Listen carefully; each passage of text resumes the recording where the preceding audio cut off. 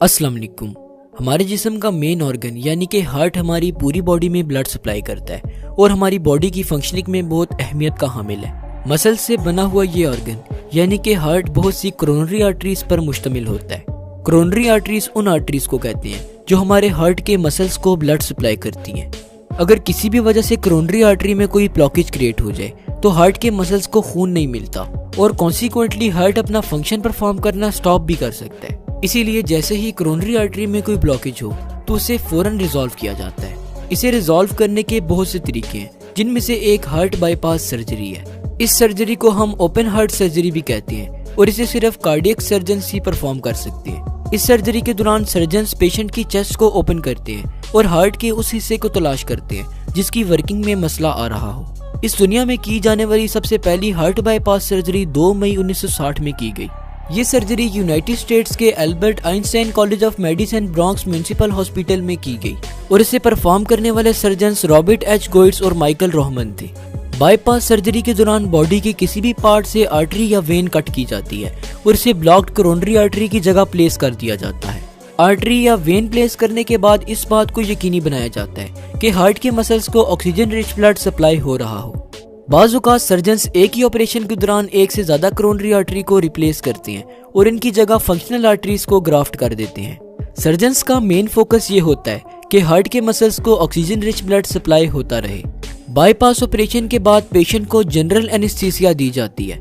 General anaesthesia एक drug है जिसे इंट्रावेनियसली पेशेंट की बॉडी में इंसर्ट कर दिया जाता है। इस ड्रग की वजह से पेशेंट की बॉडी अनकॉन्शियस कंडीशन में रहती है और इसे पेन का एहसास नहीं होता।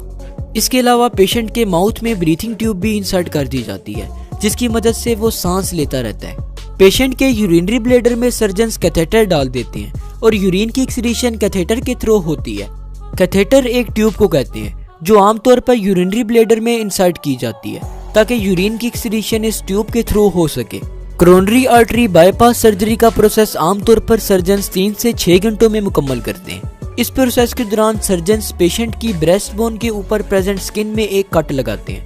कट लगाने के बाद सर्जन्स रिब केज को खोलते हैं ताकि हार्ट को ऑपरेट कर सके।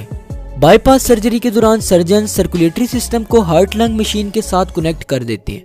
हार्ट लंग मशीन टेम्परेरी तौर पर हमारी बॉडी में हार्ट और लंग्स के फंक्शन को परफॉर्म करती है। इस मशीन की वजह से हार्ट का फंक्शन कुछ देर के लिए स्टॉप हो जाता है और सर्जन्स आर्टरीज या वेन्स का ग्राफ्ट ब्लॉक्ड कोरोनरी आर्टरी की जगह प्लेस कर देते हैं। ग्राफ्ट के तौर पर जो आर्टरीज यूज की जाती हैं उनमें चेस्ट में प्रेजेंट थोरैसिक आर्टरी और लेग में प्रेजेंट स्फेनस वेन शामिल हैं। सर्जन्स इन ग्राफ्ट आर्टरीज या वेन्स को ब्लॉक्ड कोरोनरी आर्टरी की जगह सीव कर देते हैं। ग्राफ्ट आर्टरी को सिक्योरली प्लेस करने के बाद सर्जन्स हार्ट को इलेक्ट्रिकल सिग्नल प्रोवाइड करते हैं ताकि हार्ट बीट को रिस्टोर किया जा सके। इसके अलावा सर्जन्स हार्ट के साथ आर्टिफिशियल पेसमेकर भी कनेक्ट कर देते हैं ताकि हार्ट की इलेक्ट्रिकल एक्टिविटी नॉर्मल तरीके से परफॉर्म हो सके। ऑपरेशन कंप्लीट हो जाने के बाद हार्ट लंग मशीन और आर्टिफिशियल पेसमेकर को डिस्कनेक्ट कर दिया जाता है। सर्जन्स रिब केज को क्लोज करते हैं और साथ ही स्किन में लगाए गए कट को भी सीव कर देते हैं। सर्जरी के फौरन बाद पेशेंट को इंटेंसिव केयर यूनिट यानी कि आईसीयू में शिफ्ट कर दिया जाता है। सर्जरी के बाद कुछ वीक्स तक हार्ट की एक्टिविटी को प्रॉपरली मॉनिटर किया जाता है ताकि अगर किसी भी किस्म का डिफॉल्ट आए तो इसे फौरन से ही डिटेक्ट कर लिया जाए। जब पेशेंट अपने तौर पर सांस लेने के काबिल हो जाए तो इसके माउथ से ब्रीथिंग ट्यूब को हटा दिया जाता है और ब्रीथिंग ट्यूब की जगह ऑक्सीजन मास्क लगा दिया जाता है। कैथेटर जिसे ऑपरेशन से पहले यूरिनरी ब्लैडर में लगाया गया था उसे भी ऑपरेशन के 3 से 4 दिन बाद निकाल दिया जाता है। अब हम कुछ ऐसी कॉम्प्लिकेशंस को डिस्कस करेंगे जो ओपन हार्ट सर्जरी को सक्सेसफुल होने से रोकती हैं। डॉक्टर्स अगर इनमें से किसी भी कॉम्प्लिकेशंस को डायग्नोज कर लें तो वो पेशेंट की ओपन हार्ट सर्जरी को कॉरस्पॉन्ड कर देते हैं।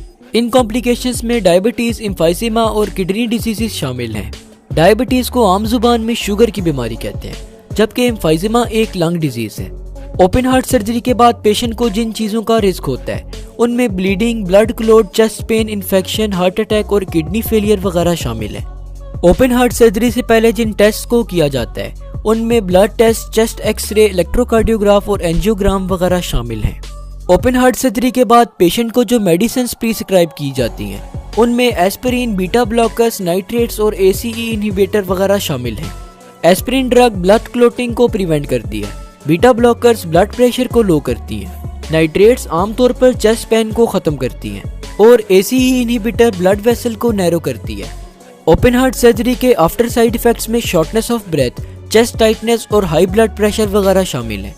इस वीडियो के लास्ट में एक पॉइंट जो मैं आपको क्लियर करना चाहता हूँ वो ये है कि ओपन हार्ट सर्जरी में हार्ट को ओपन नहीं किया जाता जैसे कि इसके नाम से लगता है, बल्कि ओपन हार्ट सर्जरी में सिर्फ चेस्ट को ओपन किया जाता है।